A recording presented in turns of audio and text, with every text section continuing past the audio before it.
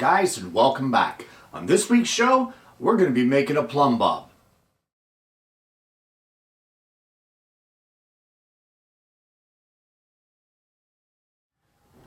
As I've said on the show before, making your own tools is an extremely satisfying thing to do, and that's what we're going to do today.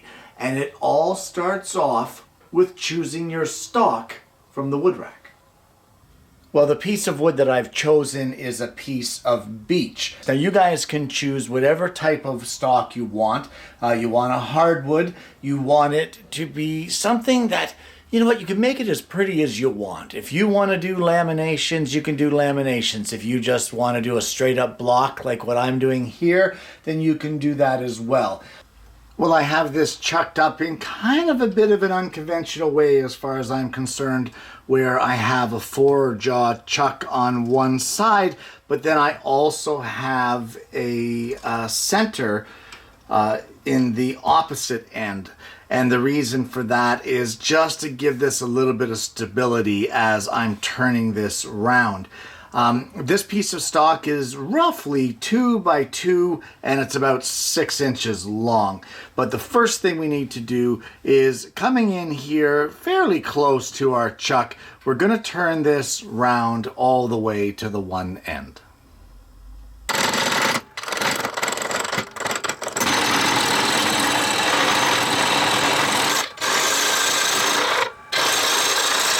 Once you get your stock roughed out to round, you want to place a drill chuck into the tailstock of your lathe. And I've got a 9/16 of an inch diameter Forstner bit here. And what I'm going to do is I'm going to use this to drill through the middle of our Plumb Bob here. We're just going to reduce the speed a little bit and we're going to carefully drill into the end of it. Now while we're drilling this hole in the end of our stock, you want to make sure when roughing all of this that your tools are sharp, guys. Turning with a dull lathe chisel is a recipe for disaster, and we definitely don't want a disaster here at the lathe. Just going to back this out of here a little bit. I can smell it burning just a touch, and I can see that we have some stock that is caught within the gullets of our Forstner bit. So you just want to be sure that you clean those out from time to time while you're drilling through your stock here.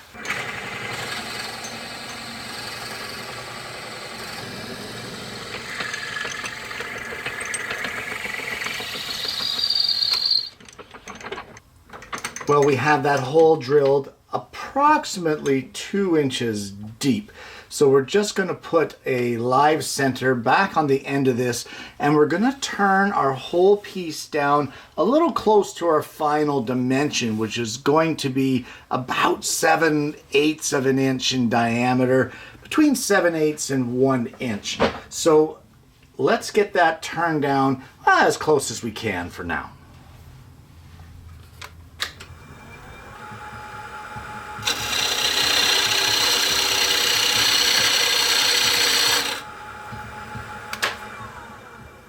Well, some of you may be wondering at this point in time why it is that I didn't put a smaller blank on the lathe if I was going to take it down to 7/8 of an inch. And truth be told, the reason for that is that this is a fly by the seat of your pants build, and I didn't really have anything in mind for it. I was kind of thinking kind of a torpedo shape here, and the more that I'm looking at it, I think I would rather it be a little more bulbous at the top where the string will go, and then have it taper down to the point. Now, that hole that we drilled is approximately 2 inches deep. So somewhere around here, we need to be careful of how much we taper it. But what I think I'd like to do is have this come to a point like this, a little bulbous, like I said, at the top, and then kind of like that. And I think that's going to be the shape that I'm going for. So why don't I turn this off camera. We don't need a video of me turning and turning and turning forever in a day. Plus, I'm having issues working around the camera at the moment. So let me get this turned down to a rough shape, and then I will come back and see you when I get that done. Well, I'm starting to get my rough shape, but I just want to point out here that you want to be sure that you know exactly how deep your hole is. So I have taken a measurement here, and this is the bottom of my hole. So I want to be careful when I'm tapering this that I don't taper beyond the opening of that hole, because if that happens, I'm going to end up separating this. So I'm going to taper this down almost to its final dimension, and then we're going to get into sanding this piece. So I'll come back and see you when I've got this turned to how I like it. Well, with the shape pretty much finalized here, I'm going to go through and sand it through all the grits from 80 all the way up to 320.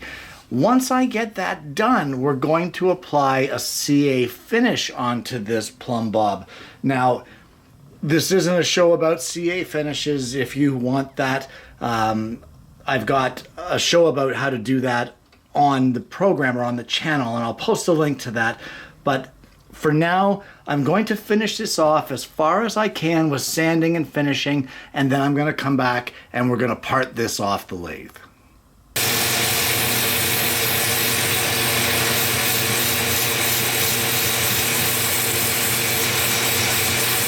And just for a visual update, that is just sanding only up to 320 grit.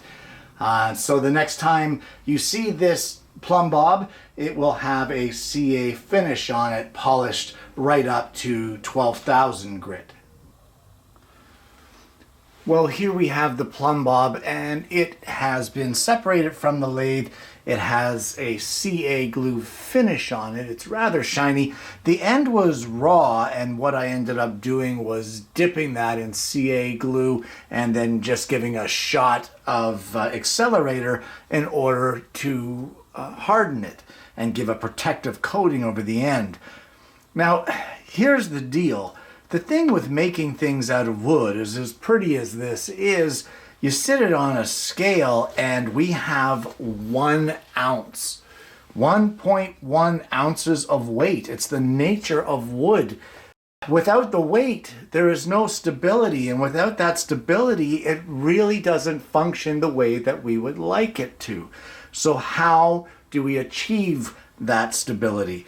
Well, the way that we're going to achieve it is by using one of the, I guess, ingredients you would call it, that I use in the shop from time to time. And really, I mean, people don't use it enough. Buckshot. Guys, buckshot is, it is the easiest and the fastest way to get the most amount of weight in the smallest amount of area.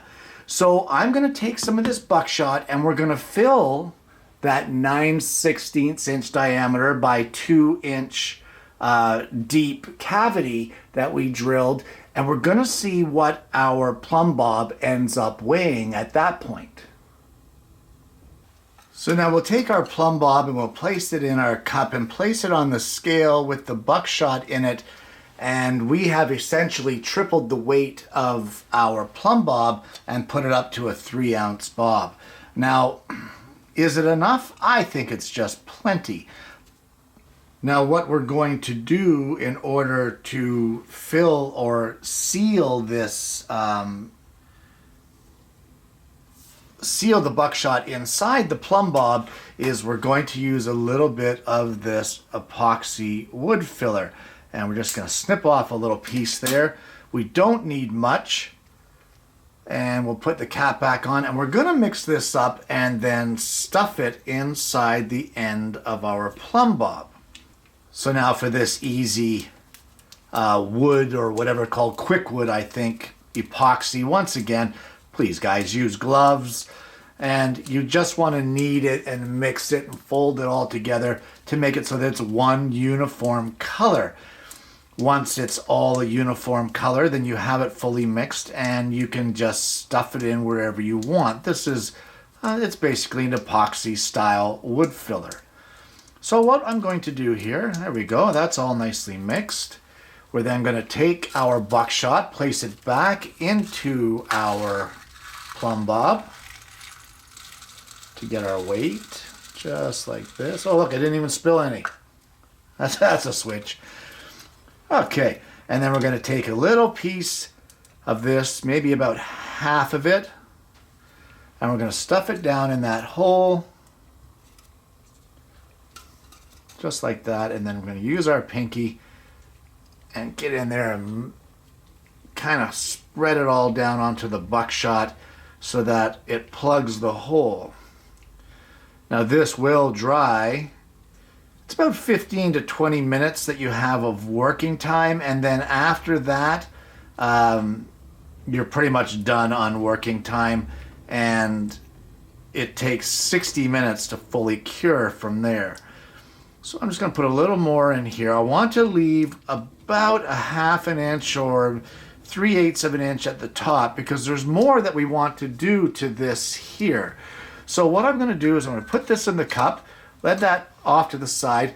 We're going to take our piece that's left over. Now I saved this on purpose. I rolled it into a ball just like this, and we're going to set that off to the side, and when that ball is rock hard, then we know that our epoxy down in, inside of here will be rock hard as well.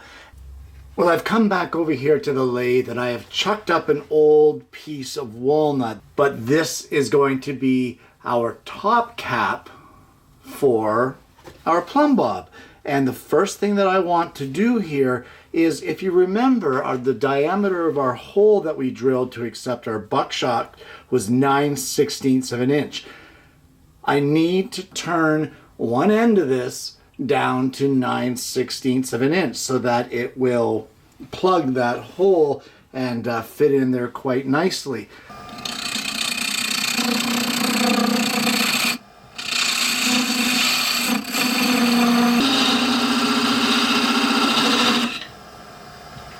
And it's a little looser than I would like, but you know, once we get some glue on there and that sort of thing, it'll hold on there just fine.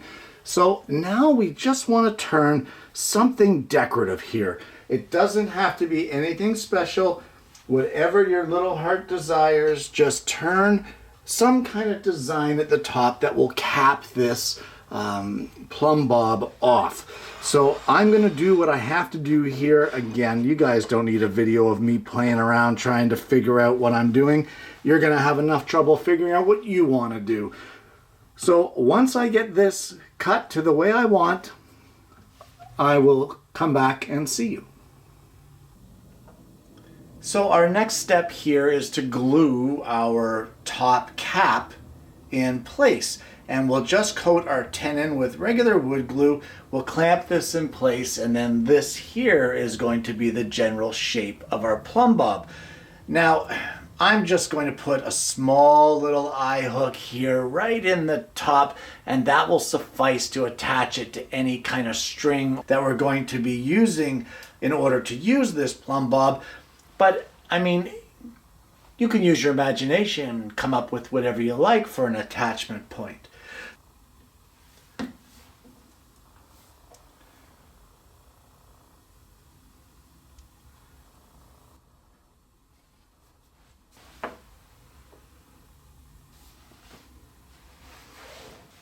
And there you have it. A Plumb Bob. Guys, what a fun project. What a great project. It's so simple. And it only takes a couple hours to bang these off. Honestly, even though I always say we're not in a hurry, sometimes it's nice to have a small little project just to work on in between glue ups and that sort of thing. And this project is perfect. The fact that it uses up very little stock also makes it a great one for, you got it, scrap wood projects. After all, the walnut cap on this was made from an end piece that was left over from an old turning that I just chucked up again. I can't even remember what I turned, but either way, it now has been used up completely and repurposed for a useful project. So, there are those of you that are going to jump in here and say, you know, I would have liked to see more of the turning, and I would have liked to...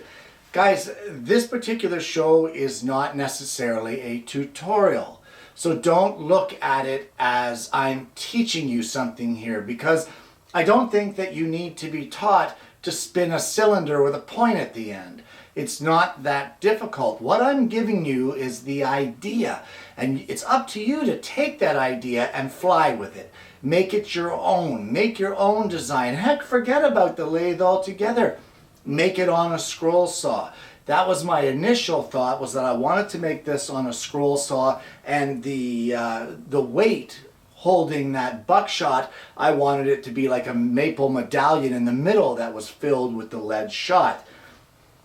Speaking of the lead shot, I just want to point something out here. That bag of buckshot was donated to the show by one of the viewers. And Dan, I want to say thank you very much. That's extremely generous of you. It is not the last time that you are going to see this bag of shot or parts of this shot bag being used in different projects, because as I said earlier in the show, one of the best ways to get a lot of weight in a small amount of space is by buckshot. And Dan was so generous. It blows me away, the generosity of my viewers. Like, honestly, above and beyond. I don't know what to say other than a huge thank you, Dan. I appreciate the donation.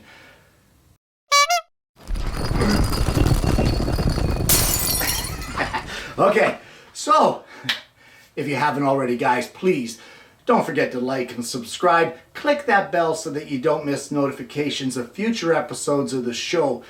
I hope you've enjoyed the content, and if you have, feel free to share it. Guys, I hope you're going to try this yourself. Honestly, I want to thank you so much for tuning in, and I hope you're going to join me again next week when I bring you yet another woodworking video. Well, a plumb blob...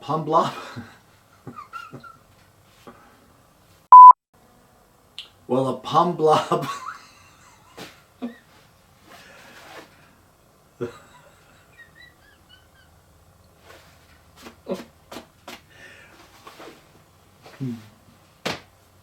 A plumb blob. Okay.